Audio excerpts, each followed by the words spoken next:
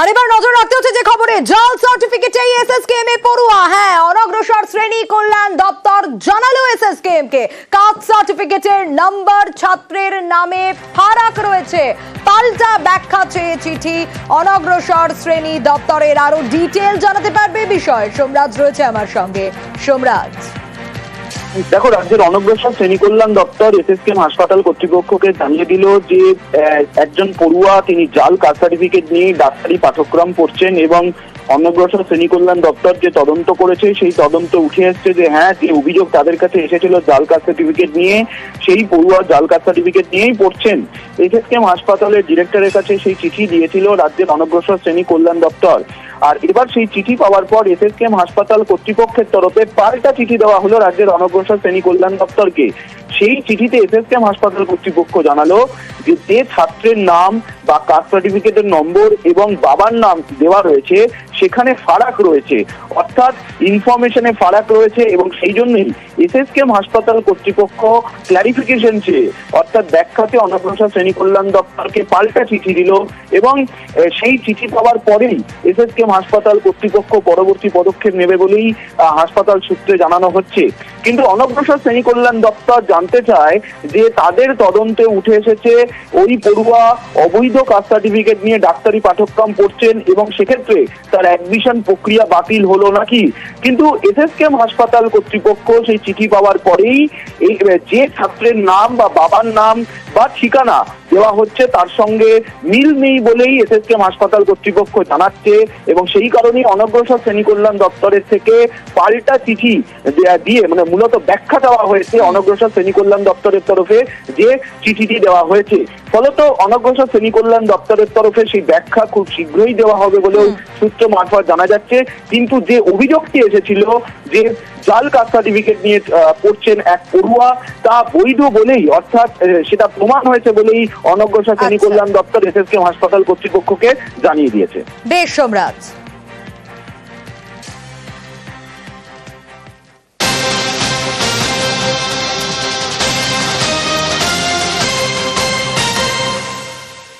আর এবার নজর রাখবো বাংলাদেশের ট্রান্সশিপমেন্ট প্রত্যাহার ভারতের। ট্রান্সশিপমেন্টের মাধ্যমে কি চলতো? পোশাক রপ্তানি, ভুটান নেপালে পোশাক রপ্তানি বাংলাদেশের। আর এই ট্রান্সশিপমেন্ট বাতিলে পেট্রাপোলে তো প্রভাব পড়বেই। কতটা প্রভাব ইতিমধ্যেই পড়েছে আরো ডিটেল জানাতে পারবে অনিরুদ্ধ। অনিরুদ্ধ, অনেক কাজ হারানোর আশঙ্কা। একদমই সোনিয়া, দেখো, এই সাম্প্রতিক ভারত সরকার বাংলাদেশের ট্রান্সশিপমেন্ট প্রত্যাহার করেছে। 2020 সাল থেকে এই ট্রান্সশিপমেন্টের যে অর্ডার সেটা দিয়েছিল ভারত সরকার বা সম্মতি দিয়েছিল ভারত সরকার, সেই সম্মতির উপরেই বাংলাদেশের পক্ষ থেকে ভারতীয় ভূখণ্ড ব্যবহার করে এই ব্যবসা করা হতো। অর্থাৎ এই ট্রান্সশিপমেন্টের বেশিরভাগই দেখা গেছে গার্মেন্টসের ব্যবসা হয় বলে পেট্রাপোল সূত্রে খবর। এবং পেট্রাপোলের যিনি ক্লিয়ারিং এজেন্ট সম্পাদক আছেন তিনি কিন্তু ইতিমধ্যেই জানিয়েছে যে আমাদের পেট্রাপোল সীমান্ত দিয়ে যে ব্যবসা হয় সেই ব্যবসার 25 থেকে 30% ব্যবসায়ী ট্রান্সশিপমেন্টের জন্য হয়ে থাকতো। সেক্ষেত্রে অনেকটাই সমস্যার সম্মুখীন হবে বা ব্যবসায়িক ক্ষতি হবে এই এলাকার যারা ট্রাক চালক আছে, ট্রাক ব্যবসায়ী আছে এবং যে সমস্ত কুলি এই ট্রান্সশিপমেন্টের ম্যাটেরিয়াল এক ট্রাক থেকে অন্য ট্রাকে স্থানান্তর করতো, সেই সমস্ত কুলিরা কাজ হারাবেন বলে প্রাথমিকভাবে ধারণা করছেন তিনি। এবং প্রাথমিকভাবে 25 থেকে 30% ব্যবসাও এই পেট্রাপোল সীমান্ত দিয়ে কমতে পারে বলে প্রাথমিকভাবে ধারণা করছে সোনিয়া।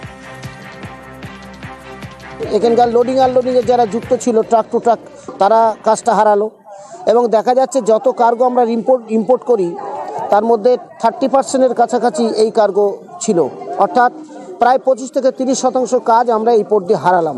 কিন্তু আমাদের তো পলিসি নির্ভর, গভর্নমেন্ট অফ ইন্ডিয়ার যে পলিসি তাকে আমাদের ফলো করতে হবে, যার কারণে পলিসি এসছে যে এখন আপাতত বন্ধকেই মানছি আমরা।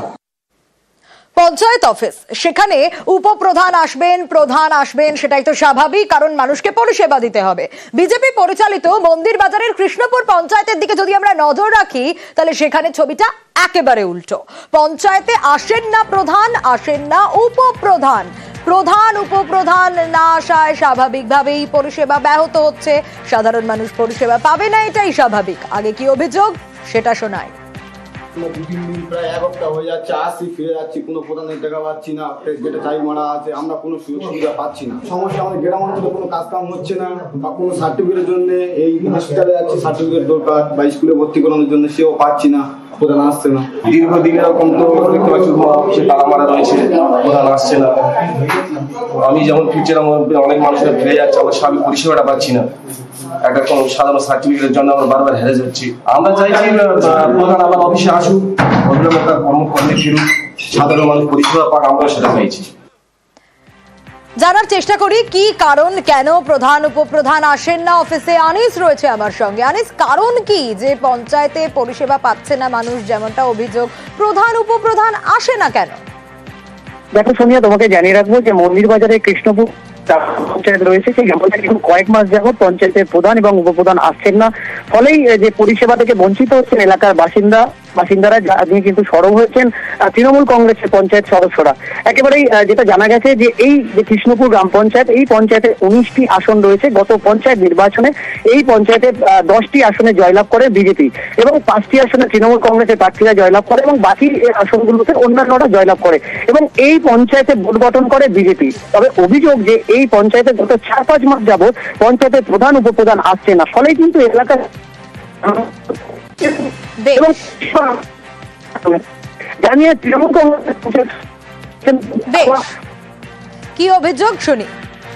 আমি পঞ্চায়েতে যাচ্ছি না, তার কারণটা হলো আমাদের উপরে প্রচুর পরিমাণে হামলাও চালায়। অঞ্চলে গেলেই কোনো মিটিং করতে দেয় না, সেখানে মেন ফেলে দেওয়া হয়, মহিলারা থাকে তাদের উপর অত্যাচার চালানো হয়। তাহলে এই জায়গাতে সবার তো একজন পরিবার আছে, তাহলে আমরা কিভাবে পঞ্চায়েতে যেতে পারি? আমি ওই নিয়ে বিডিওকে জানিয়েছি, এসপিকে জানিয়েছি, আইসিকে জানিয়েছি।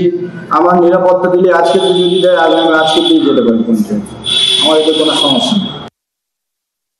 বিজেপির মেম্বার তারা তৃণমূলে জয়েন করার পরে ওরা বোর্ডে আর মেজরিটি নেই, যার জন্য প্রধান এখান থেকে চলে গেছে।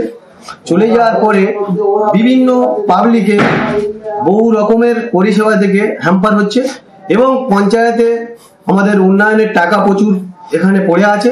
সেই টাকা থেকে আমরা কোনো এলাকার উন্নয়ন করতে পারছি না এবং আমরা চাইছি ওই প্রধানের বিরুদ্ধে আমরা কিছু করে অন্তত এলাকায় উন্নয়নটা করার জন্য আমরা আবেদন করছি।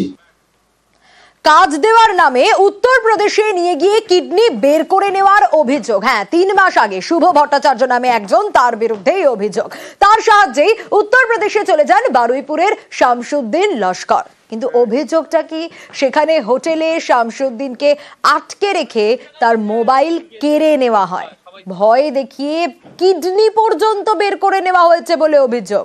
শুক্রবার বারুইপুর বিডিও অফিসের বাইরে যখন এই শুভকে দেখা যায়, তখনই শামসুদ্দিনের পরিবার একেবারে হাতে নাতে ধরে ফেলে। ঘটনায় দুজনকে গ্রেপ্তার করা হয়েছে।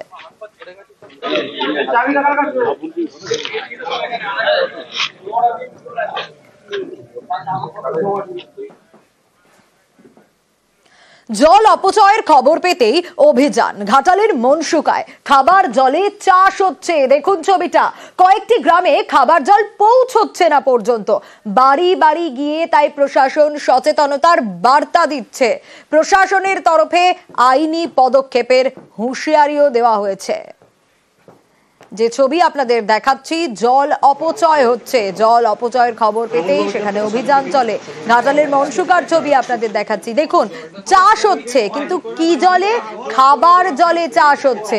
আর এই যে খাবার জলে চাষ হচ্ছে, কয়েকটা গ্রামে তো খাবার জল পৌঁছচ্ছেই না, কারণ এই যে খাবার জল, সেই খাবার জলে তো এখানে চাষ হয়ে যাচ্ছে। বাড়ি বাড়ি গিয়ে সচেতনতার বার্তা প্রশাসনের তরফে আইনি পদক্ষেপের হুঁশিয়ারিও। মোটর লাগিয়ে জল তোলা হয়েছে, এরকম ছবি আছে? না, কোনো ব্যাপার না, আমি কোনোদিন মোটর, এরকম ছবি আছে ডিরেক্ট? না, আমি কোনোদিন ডাইরেক্ট মোটর লাগিয়ে চাষ করিনি, কোনোদিন আমি ডাইরেক্ট করিনি। আমি ট্যাঙ্কে তুলি, জল ভরি, ট্যাঙ্ক থেকে একটু আধটু জল হলে আমি বালতি করে দিই। আগে করতেন তাই? না, আগেও করিনি। নিষেধ করে এলাম যে যাতে না ওই মোটর লাগিয়ে জল উপরে তুলে, এবং ওটা শুধু পানীয় জল, সেই পানীয় হিসাবেই যেমন ব্যবহার করে, সবজি পাওনা বা অন্যান্য কাজে যাতে না ব্যবহার করে, সেই জন্য সাবধান করে এলাম। এই ধরনের অভিযান আমাদের প্রতিনিয়তই চলবে এবং কখন যে কোনো গ্রামকে যে কোনো সময় আমরা যেতে পারি।